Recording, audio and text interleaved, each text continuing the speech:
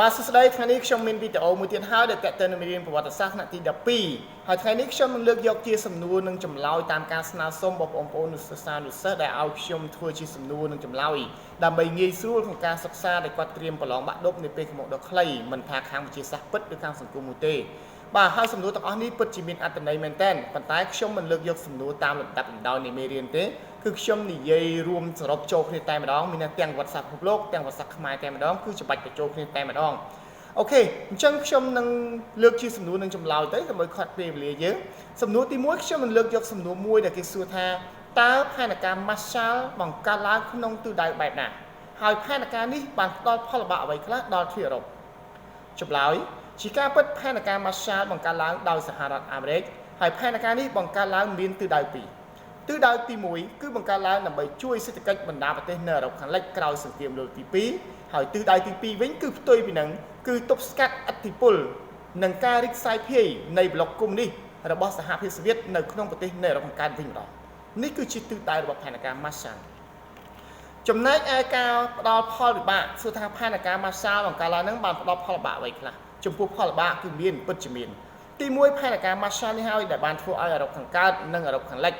ត្រូវនៅឆ្ងាយដាច់ពីគ្នាដោយវាំងននដែកចែកជាវាំងននមនុស្សកម្ពុជាហើយក៏ជាក្តីស្បិនរបស់នាយករដ្ឋមន្ត្រីឈុឈៀលដែលបានថ្លែងនៅហ៊ូតុនក្នុងទឹកដីសហរដ្ឋអាមេរិកផងដែរចំណុចទី2ផែនការ Marshall បានធ្វើឲ្យប្រទេសអាល្លឺម៉ង់បែកបាក់ជាពីរគឺអាល្លឺម៉ង់ខាងលិចនិងអាល្លឺម៉ង់ខាងកើតដែលមានខ្សែបន្ទាត់នយោបាយពីរផ្សេងពីគ្នាចំណុចទី3ផែនការ Marshall ក៏បានធ្វើឲ្យកើតមាននៅជញ្ជាំងដឹកឡើងយ៉ាងក្រាស់ឆ្នាំ1961ដែលមានប្រវែងរហូតដល់43គីឡូម៉ែត្រចំណុចទី3ផែនការ Marshall នេះហើយគឺជាប្រភពដែលធ្វើឲ្យកើតមាននៅសង្គ្រាមត្រជាក់ពេញទីតែម្ដងនេះគឺជាសំណួរទី1ចំពោះសំណួរទី2ដែលគេសួរថាតើការប្រជុំមុខដាក់គ្នារវាងសូវៀតនិងសហរដ្ឋអាមេរិកនៅជុំវិញបញ្ហាប្រទេសអាល្លឺម៉ង់មានអីខ្លះការប្រជុំមុខដាក់គ្នារវាងអាមេរិកនិងសូវៀតនៅជុំវិញបញ្ហាប្រទេសអាល្លឺម៉ង់មានអីខ្លះចម្លើយការប្រជុំមុខដាក់គ្នារវាងសូវៀតនិងអាមេរិកនៅជុំវិញប្រទេសអាល្លឺម៉ង់គឺមានទី1សហរដ្ឋអាមេរិកមានន័យថាសហរដ្ឋអាមេរិកបានធ្វើការផ្លាស់ប្ដូរជាច្រើននៅក្នុងប្រទេសអាល្លឺម៉ង់ដែលជាកត្តាដែលធ្វើឲ្យអាមេរិកនិងសូវៀតមើលមុខគ្នាមិនត្រង់អញ្ចឹងខ្ញុំនឹងនិយាយអំពីចម្លើយតែម្ដងចម្លើយទី1តើទៅនឹងសហរដ្ឋអាមេរិកគឺសហរដ្ឋអាមេរិកបានបដូរក្រដាស់ប្រាក់នៅក្នុងប្រទេសអាល្លឺម៉ង់ពីរូបិយប័ណ្ណ Mark ទៅដឺត Mark ទី2សហរដ្ឋអាមេរិកបានបង្កើតរដ្ឋាភិបាលមួយឲ្យអាល្លឺម៉ង់ខាងលិចនៅឆ្នាំ1949ទី3សហរដ្ឋអាមេរិកបានបំពាក់អាវុធដល់កងទ័ពអាល្លឺម៉ង់ខាងលិចនិងបញ្ចូលអាល្លឺម៉ង់ខាងលិចជាសមាជិកទី15នៃអង្គការអូតាំងចំណុចទី5សហរដ្ឋអាមេរិកបានធ្វើឲ្យមានជនភៀសខ្លួនយ៉ាងច្រើនដែលមកពីអឺរ៉ុបកើតឲ្យឆ្ពោះទៅអឺរ៉ុបខាងលិចដោយសារតែឥទ្ធិពលនៃការរីកចម្រើនផ្នែកសេដ្ឋកិច្ចនេះតើទៅនឹងសហរដ្ឋអាមេរិកចំពោះសហភាពសូវៀតវិញថាបានធ្វើអ្វីខ្លះនៅក្នុងប្រទេសអាល្លឺម៉ង់ពិតជាបានធ្វើសហភាពសូវៀតបានបិទច្រកនៃការចេញចូលក្នុងទីក្រុងប៊ែរឡាំងហើយនឹងផ្ដាច់ចរន្តទឹកចរន្តអគ្គិសនីនៅឆ្នាំ1948ចំណុចទី2សហភាពសូវៀតបានបង្កើតរដ្ឋាភិបាលមួយឲ្យអាល្លឺម៉ង់ខាងកើតដែរនោះនៅឆ្នាំ1949ដែរដូចគ្នាសហភាពសូវៀតបានបង្កើតបកវ៉ាស៊ូវីនៅឆ្នាំ1955ពោលគឺថ្ងៃទី14ខែឧសភាដើម្បីប្រឆាំងទៅនឹងបកអូតាំងរបស់សហរដ្ឋអាមេរិកចំណុចទី4សហភាពសូវៀតក៏បានបង្កើតឬក៏កសាងកំផែងបាក់ឡាំងដែលមានប្រវែងរហូតដល់43គីឡូម៉ែត្រហើយបានផុសឡើងជារូបរាងនៅឆ្នាំ1961ផងដែរនេះគឺជាចម្លើយនៅក្នុងសំណួរទី2ដែលតេតិនទៅនឹងការប្រជុំមុខដាក់គ្នារវាងអាមេរិកនិងសូវៀតជុំវិញបញ្ហាអាល្លឺម៉ង់ចំពោះសំណួរទី3ហេតុអ្វីបានជាពិភពលោកគិតថាឬក៏ពិភពលោកតែងតែនិយាយថាសង្គ្រាមនៅគួយបាគឺកលនឹងនាំពិភពលោកឆ្ពោះទៅរកមាត់ទ្វារនៃសង្គ្រាមលោកទី3ចំពោះសំណួរនេះវាអត់ពិបាកឆ្លើយទេមូលហេតុដែលពិភពលោកគិតថាសង្គ្រាមផ្ទុះឡើងនៅគួយបានៅឆ្នាំ1962បើវាផ្ទុះមែនវាពិតជាកលនាំពិភពលោកទៅរកមាត់ទ្វារនៃសង្គ្រាមលោកទី3នោះគឺជាការពិតពីព្រោះបើសង្គ្រាមផ្ទុះឡើងវាគឺជាសង្គ្រាមនៃក្របបែកបរិមាណនុយក្លេអ៊ែររវាងមហាអំណាចនៃប្លុកធំទាំងពីរគឺអាមេរិកនិងសហភាពសូវៀតអញ្ចឹងហើយបានគេនិយាយថាបើសង្គ្រាមផ្ទុះឡើងនោះសង្គ្រាមលោកទី3ក៏ត្រូវតែផ្ទុះឡើងចំណុចសំណួរទី4សំណួរទី4គេនិយាយអំពីបញ្ហារួមទៅលើពិភពលោកទាំង5តែម្ដងសួរថាតើបញ្ហារួមនៅលើសកលលោកដែលបានគម្រាមកំហែងដល់ការរស់នៅរបស់ប្រជាជនមានអ្វីខ្លះចំពោះបញ្ហារួមដែលបានគម្រាមកំហែងទៅដល់ការរស់នៅរបស់ប្រជាជនខ្ញុំលើកឡើងចំនួន5បញ្ហាសំខាន់បំផុតគឺបញ្ហាបរិស្ថានបញ្ហាបរិស្ថាននេះគឺសំខាន់មែនទែនបញ្ហាទី2គឺជាបញ្ហានៃកំណើនប្រជាជនមានការកើនឡើងនៃប្រជាជនយ៉ាងច្រើន គឺជាការព្រួយបារម្ភបញ្ហាទី3គឺបញ្ហាសន្តិសុខស្បៀងបញ្ហាទី4គឺបញ្ហានៃជនអន្តោប្រវេសន៍ហើយបញ្ហាទី5ដែលជាបញ្ហាសំខាន់ហើយមានការភ័យខ្លាចបំផុតនោះគឺបញ្ហានៃភេរវកម្មអន្តរជាតិបាទនេះគឺជាសំណួរទី4ហើយចំពោះសំណួរទី5សួរថាតើសន្ធិសញ្ញាទីក្រុងយ៉ាតាធ្វើឡើងនៅក្នុងប្រទេសណាសន្ធិសញ្ញាទីក្រុងយ៉ាតាធ្វើឡើងនៅក្នុងទឹកដីនៃសហភាពសូវៀតក្នុងដែនសមុទ្រខ្មែរសន្ធិសញ្ញាយ៉ាតាធ្វើឡើងក្នុងគោលបំណងអ្វីខ្លះគោលបំណងរបស់យ៉ាតាគឺមានតែមួយគត់គឺធ្វើឡើងក្នុងគោលបំណងដាច់សរសៃឈាមប្រទេសអាល្លឺម៉ង់ដើម្បីកុំឲ្យអាល្លឺម៉ង់មានឱកាសបង្កសង្គ្រាមលោកសាជាថ្មីម្ដងទៀតពីព្រោះយើងដឹងហើយថាសង្គ្រាមលោកទី1លោកទី2អាល្លឺម៉ង់ជាអ្នកបង្កឡើងអញ្ចឹងយ៉ាតាគេធ្វើឡើងគឺទប់ស្កាត់មិនឲ្យអាល្លឺម៉ង់មានឱកាសអាចបង្កសង្គ្រាមលោកលើកទី3សាជាថ្មីម្ដងទៀតបាននោះទេហើយយ៉ាតាបានកំណត់ដោយប្រធានអំណាច3បែបបានចូលរួមបង្កើតយ៉ាតានោះគឺសហរដ្ឋអាមេរិកដែលដឹកនាំដោយប្រធានាធិបតី Franklin Roosevelt នេះប្រទេសអង់គ្លេសដឹកនាំដោយនាយករដ្ឋមន្ត្រី Churchill និងសហភាពសូវៀតដឹកនាំដោយ Stalin ប៉ុន្តែផលចំណែកនៃការបែងចែកយ៉ាតាទិសដៅដើម្បីសម្រេចទៅដល់ការផ្ដាច់សរសៃឈាមអាល្លឺម៉ង់គឺគេត្រូវមានលក្ខខណ្ឌក្នុងការបែងចែកយ៉ាតានៅក្នុងការធ្វើសន្និសីទទីក្រុងយ៉ាតានៅខែកុម្ភៈឆ្នាំ1945ដែលកំណត់ដោយមហាអំណាច3ប្រទេសនេះគេឃើញថាយ៉ាតាត្រូវបានបែងចែកអាល្លឺម៉ង់ចេញជា4តំបន់ទូទៅមានន័យថាទិសដៅដែលគេត្រូវធ្វើដើម្បីផ្ដាច់សរសៃឈាមអាល្លឺម៉ង់ទី1គឺបែងចែកអាល្លឺម៉ង់ចេញជា4តំបន់ទូទៅដែលត្រួតត្រាដោយអាមេរិកដោយអង់គ្លេសដោយសូវៀតនិងដោយបារាំងទោះបីជាបារាំងមិនចូលរួមក្នុងសន្និសីទទីក្រុងយ៉ាតាក៏ពិតមែនប៉ុន្តែបារាំងគឺជាប្រទេសមួយក្នុងប្រទេសនៃបកសម្ព័ន្ធដែលឈ្នះសង្គ្រាមជាមួយអាល្លឺម៉ង់អញ្ចឹងបារាំងមានចំណែកមួយនៅក្នុងការបែងចែកចេញពីយ៉ាតានេះគឺជាចំណុចទី1អញ្ចឹងខ្ញុំនិយាយម្ដងទៀតថាចំណុចទី1យ៉ាតាដើម្បីផ្ដាច់សរសៃឈាមអាល្លឺម៉ង់គឺគេត្រូវពុះចែកអាល្លឺម៉ង់ជា4តំបន់ទូទៅចំណុចទី2គឺអនុញ្ញាតឲ្យសូវៀតរំកិលព្រំដែនចូលប្រទេសប៉ូឡូញឲ្យស្របទៅតាមជ័យជំនះដែលសូវៀតបានយកឈ្នះលើកងទ័ពណាស៊ីអាល្លឺម៉ង់ប៉ុន្តែប៉ូឡូញត្រូវរំកិលចូលបន្តអាល្លឺម៉ង់ចំណុចទី3គឺសូវៀតត្រូវសន្យាជួយវាយជប៉ុនក្រោយពេលអាល្លឺម៉ង់ចុះចេញ3ខែនេះហើយគឺជាបញ្ហាដែលកើតឡើងនៅក្នុងការប្រជុំសន្និសីទទីក្រុងយ៉ាតានៅខែកុម្ភៈឆ្នាំ1945សំណួរទី6ហេតុអ្វីបានជាភាគីចូលរួមក្នុងសន្និសីទទីក្រុងយ៉ាតាមិនមានចំណែកស្មើគ្នាចម្លើយមូលហេតុដែលធ្វើឲ្យភាគីទាំងអស់ដែលចូលរួមក្នុងសន្និសីទទីក្រុងយ៉ាតាមិនមានចំណែកស្មើគ្នាទេដោយសារតែនៅក្នុងសង្គ្រាមលើកទី2ប្រទេសដែលបានឈ្នះសង្គ្រាមហើយទទួលជ័យជំនះយ៉ាងត្រចះត្រចង់ដែលមានឥទ្ធិពលយ៉ាងខ្លាំងក្លានោះគឺសហភាពសូវៀតដែលបានយកឈ្នះកងទ័ពណាស៊ីអាល្លឺម៉ង់ប្រៀបដូចជាកម្លាំងខ្ជាប់ខ្ជួនដូចនេះអញ្ចឹងហើយបានជាយ៉ាតាមិនមានការបែងចែកឲ្យស្មើភាពនោះទេនេះគឺជាសំណួរទី6ចំពោះសំណួរទី7វិញសួរថាតើសន្ធិសញ្ញាទីក្រុងយ៉ាតាផ្ដោតលើបញ្ហាអ្វីខ្លះសន្ធិសញ្ញាទីក្រុងយ៉ាតាផ្ដោតទៅលើបញ្ហាដែលខ្ញុំនិយាយ4ចំណុចមិញនេះហើយខាងលើហើយគឺផ្ដោតទៅលើការបែងចែកប្រទេសអាល្លឺម៉ង់ចេញជា4តំបន់ត្រួតត្រាផ្ដោតទៅលើការរំកិលព្រំដែនចូលប្រទេសប៉ូឡូញនិងផ្ដោតទៅលើការបញ្ចប់សង្គ្រាមជាស្ថាពរនៅក្នុងប្រទេសជប៉ុនឬក្នុងទ្វីបអាស៊ីដែលជាការបញ្ចប់នៃសង្គ្រាមលោកលើកទី2តែម្ដងចំពោះសំណួរមួយទៀតសំណួរទី8ហើយសួរថាតើលោកហ្សុកប៊ុងពីឌូបានកាន់តំណែងជាប្រធានាធិបតីបារាំងពីឆ្នាំណាដល់ឆ្នាំណា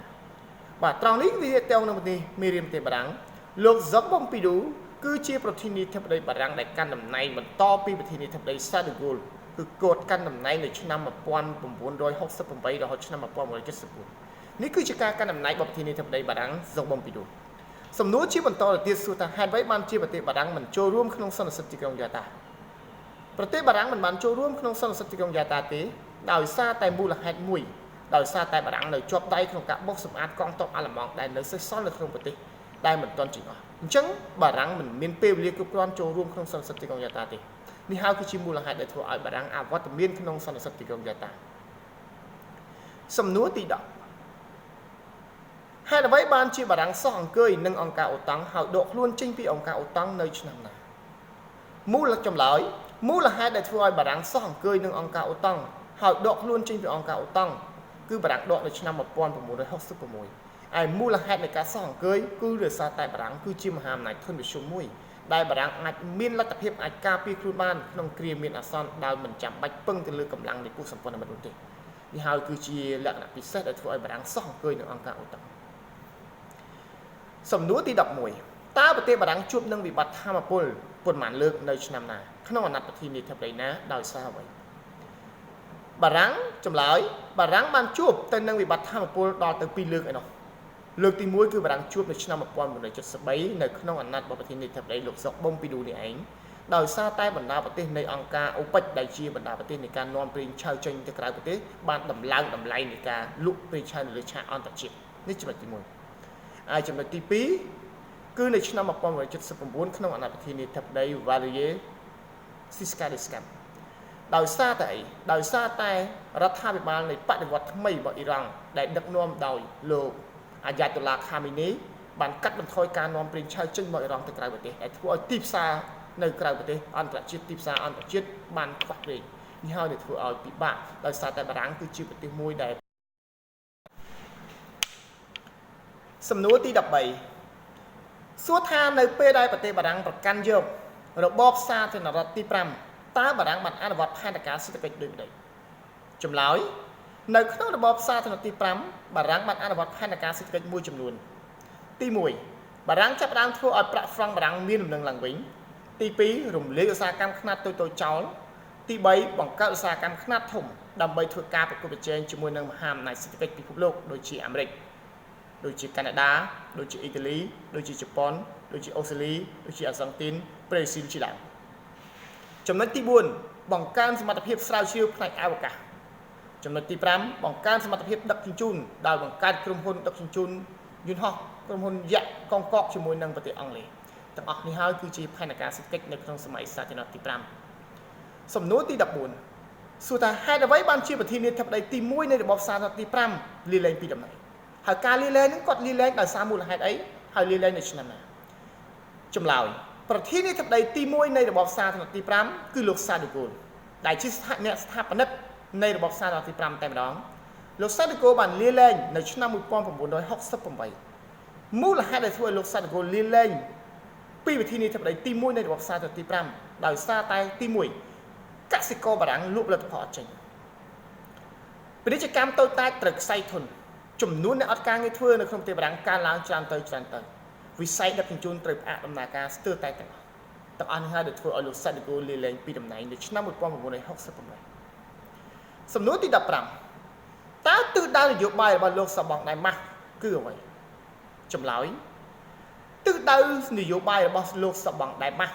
គឺជាការលើកស្ទួយវិស័យឧស្សាហកម្មទំនើបហើយធ្វើការប្រកួតប្រជែងជាមួយនឹងបណ្ដាប្រទេសមហាអំណាចសេដ្ឋកិច្ចដូចជាអ៊ីតាលីដូចជាជប៉ុនសហរដ្ឋអាមេរិកអូស្ត្រាលីប្រេស៊ីលអាសង់ទីនជាដើមសំណួរទី16ដើម្បីពង្រីកនិងពង្រឹងតួនាទីជាមហាអំណាចតើបារាំងធ្វើដូចម្តេចដើម្បីចម្លើយដើម្បីពង្រីកនិងពង្រឹងតួនាទីជាមហាអំណាចបារាំងតែងតែធ្វើការសាកល្បងអាវុធនុយក្លេអ៊ែរទៅលើប្រជុំកោះម៉ូរ៉ាអល់ទោះបីជាការសាកល្បងនេះមានការជំទាស់ពីប្រទេសអូស្ត្រាលីយ៉ាងខ្លាំងក្លាក៏ដោយក៏បារាំងនៅតែធ្វើការសាកល្បងដែរតើប្រធានាធិបតី John Kennedy បានធ្វើសកម្មភាពអ្វីខ្លះដើម្បីរក្សាកិត្យានុភាពសហរដ្ឋអាមេរិកនៅចំពោះមុខសហភាពសូវៀតចម្លើយប្រធានាធិបតី John Kennedy ដែលជាប្រធានាធិបតីមកពីគណៈបកប្រជាធិបតេយ្យហើយឡើងកាន់តំណែងជាប្រធានាធិបតីអាមេរិកនៅឆ្នាំ1960ក្នុងវ័យ43ឆ្នាំលោកបានធ្វើសកម្មភាពពីរយ៉ាងលេចធ្លោសំខាន់ដើម្បីរក្សាកិត្យានុភាពរបស់អាមេរិកទី1គឺលោកបានចំណាយប្រាក់យ៉ាងច្រើនសន្ធឹកសន្ធាប់របស់សហរដ្ឋអាមេរិកទៅលើការសិក្សាស្រាវជ្រាវផ្នែកអវកាសដើម្បីប្រជែងជាមួយនឹងសហភាពសូវៀតចំណុចទី2គឺលោកធ្វើឲ្យមានជោគជ័យក្នុងការស្រាវជ្រាវផ្នែកអវកាសដោយសម្រេចឲ្យមានមនុស្សជាន់ឋានប្រច័ណ្ឌមុនដំបូងបង្អស់ក្នុងប្រវត្តិសាស្ត្រមនុស្សជាតិនៅឆ្នាំ1969ហើយបានដោតទង់ជាសហរដ្ឋអាមេរិកទៅលើឋានប្រច័ណ្ឌនេះគឺជាសកម្មភាពលេចធ្លោដែលធ្វើឲ្យប្រធានាធិបតី John Kennedy អាចរក្សាកិត្យានុភាពអាមេរិកនៅចំពោះមុខសហភាពសូវៀតសំណួរទី18សួរថាតើព្រំដែនថ្មីជាគោលនយោបាយរបស់នរណាហើយគឺជាអ្វីហើយមានទិសដៅបែបណានយោបាយព្រំដែនថ្មីឬយើងហៅថាសក្ការៈនៃព្រំដែនថ្មីគឺជាគោលនយោបាយរបស់ប្រធានាធិបតី John Kennedy ហើយព្រំដែនថ្មីគោលនយោបាយព្រំដែនថ្មីគឺជាអ្វីគោលនយោបាយព្រំដែនថ្មីគឺជាការប្រយុទ្ធប្រឆាំងទៅនឹងភាពក្រីក្រគឺជាការប្រយុទ្ធប្រឆាំងទៅនឹងការរើសអើងពូជសាសន៍ហើយនឹងការប្រយុទ្ធប្រឆាំងទៅនឹងការយឺតយ៉ាវផ្នែកទីអវកាសចំណុច3ហើយគឺជាគោលនយោបាយនៃព្រំដែនថ្មីចំណុចបន្តមកទៀតសួរថាតើនយោបាយព្រំដែនថ្មីរបស់ប្រធានាធិបតី John Kennedy មានទិសដៅអ្វីខ្លះចម្លើយទិសដៅនៃគោលនយោបាយព្រំដែនថ្មីរបស់ប្រធានាធិបតី John Kennedy មានដល់ទៅ5ចំណុចទី1គឺធ្វើឲ្យ សេដ្ឋកិច្ចសហរដ្ឋអាមេរិកចាប់ដើមមានកំណើនឡើងវិញចំណុចទី2កាត់បន្ថយអតិផរណាប្រចាំឆ្នាំចំណុចទី3ធ្វើឲ្យមានឥទ្ធិពលនៃប្រាក់ដុល្លារឡើងវិញចំណុចទី4កាត់បន្ថយអត្រាឥតមានការងារធ្វើរបស់ប្រជាជនសហរដ្ឋអាមេរិកនិងចំណុចទី5ពង្រីកនិងពង្រឹងកិត្យានុភាពរបស់សហរដ្ឋអាមេរិកនៅលើផ្ទៃរាបអន្តរជាតិឡើងវិញនេះគឺជាទិសដៅនៅក្នុងគោលនយោបាយព្រំដែនថ្មីសំណួរទី19សួរថាហេតុអីបានជាអាល្លឺម៉ង់បែរជា2អាល្លឺម៉ង់បែរជា2ដោយសារតែកត្តា2សំខាន់កត្តាទី1ដោយសារការប្រជែងមនុស្សកម្ពុជារវាងអាមេរិកនិងសូវៀតកត្តាទី2ដោយសារសន្ធិសញ្ញាទីក្រុងយ៉ាតាដែលបានបែងចែកអាល្លឺម៉ង់ចេញជា4តំបន់ត្រួតត្រាសំណួរទី20កត្តាអ្វីខ្លះដែលធ្វើឲ្យអាល្លឺម៉ង់អាចរួបរวมគ្នាឡើងវិញកត្តាដែលធ្វើឲ្យអាល្លឺម៉ង់អាចរួបរวมគ្នាឡើងវិញកត្តាទី1សំខាន់ដោយសារប្រជាជនអាល្លឺម៉ង់ចង់បានសេរីភាពកត្តាទី2សហភាពសូវៀតអស់លទ្ធភាពក្នុងការជួយអាល្លឺម៉ង់ខាងកើតដែលធ្វើឲ្យមានវិបត្តិសេដ្ឋកិច្ចនិងវិបត្តិសង្គមកាន់តែធ្ងន់ធ្ងរចំណុចទី3គឺពួកមហាអំណាចទាំង4ដែលគ្រប់គ្រងអាល្លឺម៉ង់យល់ព្រមក្នុងការដោះលែងអាល្លឺម៉ង់